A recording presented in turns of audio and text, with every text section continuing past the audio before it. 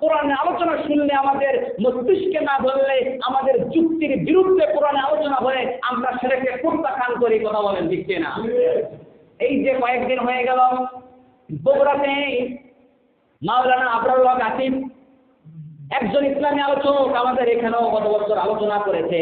সে আলোচনা করতে একজন বিএনপির নেতা বাধা দিয়েছে। মন খারাপ করবেন না, যেই দলের হোক না কেন, জামাতের হোক, চরমনায়ের হোক, খিলাফত মজলিসের হোক, আওয়ামী লীগের হোক, যারা কোরআনের ইসলামের বিপক্ষে যাবে তাদের সাথে মুসলমানের সম্পর্ক থাকে না। কথা বলেন ঠিক কিনা? আমার বাপ যদি ইসলামের বিরুদ্ধে যায়, তার বিরুদ্ধেও আমাকে পদক্ষেপ নিতে হবে। কথা বলেন ঠিক কিনা? এরকম কোরআনের মাহফিলে বাধা দিয়েছে, অথচ হুজুর বলেছেন, আমি সাধারণ নাগরিক হিসেবে বলতে চাই, কোনো ব্রিটিশ আইন আর বাংলাদেশে বাস্তবায়ন হতে দেওয়া হবে না। আমি সাধারণ নাগরিক হিসেবে বলতে চাই যে আগামীতে আমরা এমন ব্যক্তিকে ভোট দেব যারা কোরআনই বিজয় করবে, যারা কোরআন দিয়ে পার্লামেন্ট চালাবে। সুবহানাল্লাহ। এরকম কথাবার্তা বলেছি। আমরা সংসদে কোরআনের আইন চাই, আমরা কোনো ব্রিটিশদের বানানো মানুষ গঠিত আইন আমরা চাই না। এটা অসহ্য হয়ে গিয়েছে। সম্মানিত হারাদিন, শুধু তাই নয়, আমরা এই কোরআনের অবব্যাখ্যা করি। আমরা অনেকে আছে যারা বাউল ভক্ত, বাউল শিল্পীরা আছে না নাই? কথা বলেন, যারা কোরআন নিয়ে কথা বলে, আমার আল্লাহকে ভুল ধরেছে, আমার আল্লাহ নাকি এক মুখ দিয়ে অনেক কথা বলে, নাউযুবিল্লাহ বলেন। আমার আল্লাহ কথার নাকি গোয়া মাথা নেই, নাউযুবিল্লাহ। আরেক বাউল বলতেছে যে আল্লাহ সূরাতুন নাসে বলেছেন, কুল আউযু বিরাব্বিন নাস, মালিকিন নাস, ইলাহিন নাস। আল্লাহ এখানে নাসের কথা বলেছে, নাউযুবিল্লাহ বলে।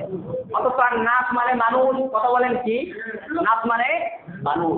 আল্লাহ তাআলা বলে দিয়েছেন, কুল আউযু বিরাব্বিন নাস। কত সুন্দর সূরা আল্লাহ দিয়েছেন। হে নবী, আপনি বলে দিন, আউযু বিরাব্বিন নাস, আমি মানুষের রবের কাছে পানা যাচ্ছি। সুবহানাল্লাহ বলে। তার কাছে পানা যাচ্ছে? রবের কাছে। মানুষদের যে রব, যিনি সৃষ্টিকর্তা, তিনার কাছে আমি আশ্রয় প্রার্থনা করছি শয়তান থেকে। কথা বলেন, কার থেকে? অথচ সে বাউল শিল্পী বলে এখানে নাচ মানে নাচানাচি, নাউযুবিল্লাহ। কোরআনের অবব্যাখ্যা করেছে। আর আমাদের সাধারণ মানুষ না বুঝে তাদের কথাকে আমরা সমর্থন দেই এবং ঠিক বলে আমরা উঠি। মুসলমান কোথায় ঠিক বলতে হবে একটু ভাবে চিন্তা বলা উচিত। কথা বলেন ঠিক কিনা? আপনি যদি ঠিক বলতে চান, তার মানে আপনি তার কথাকে সাপোর্ট করলেন, এর কারণেও আল্লাহ আপনাকে জাহান্নামে দিতে পারে। কথা বলেন ঠিক কিনা? এই জন্য আমরা কোরআনের পক্ষে থাকবো তো ইনশাআল্লাহ। শুধু তাই নয়, বাংলাদেশের একজন যার লম্বা দাড়ি আছে বটে, আবার লম্বা এরকম ভাবে মোচ আছে, যার দাঁত পয়দা বানা যায় না, লম্বা চুল আছে, ফরহাদ মাজার আছে না নাই? ফরহাদ মাজার নামে এক ব্যক্তি, সে বলতেছে যে আমরা বাংলাদেশে আমরা আরবের ইসলাম আমরা চাই না, আরবের ইসলাম আমরা মানি না। নাউযুবিল্লাহ বলে। আচ্ছা বলেন তো, ইসলাম সর্বপ্রথম এসেছে কোথায়? বলেন, আরবে আসেনি? ইসলাম এসেছে সর্বপ্রথম আরবে। কথা বলেন তো, ইসলাম দুইটা না একটা? সে বলে আরবের ইসলাম আমরা মানি না। আরে মিয়া, তুমি যদি বলো যে আমি আরবের হজ মানি না, আমি অন্য হজ করব, তাহলে পৃথিবীতে কোন দেশে খুঁজে কি পাওয়া যাবে যে আরবের হজ বাদ দিয়ে আরেক প্রকার হজ আছে? বলেন, পাওয়া যাবে? কেউ যদি বলে আমি আরবের জমজম পানি খাবো না, অন্য জমজম পানি খাবো, তাহলে কি পাবে? ওই রকম ভাবে কেউ যদি বলে আমি আসমান জমিনের মালিককে মানি না, সে হবে কাফের। কথা বলেন ঠিক কিনা?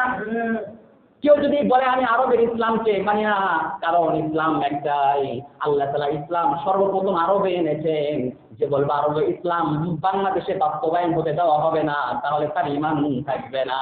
কথা বলেন ঠিক কিনা?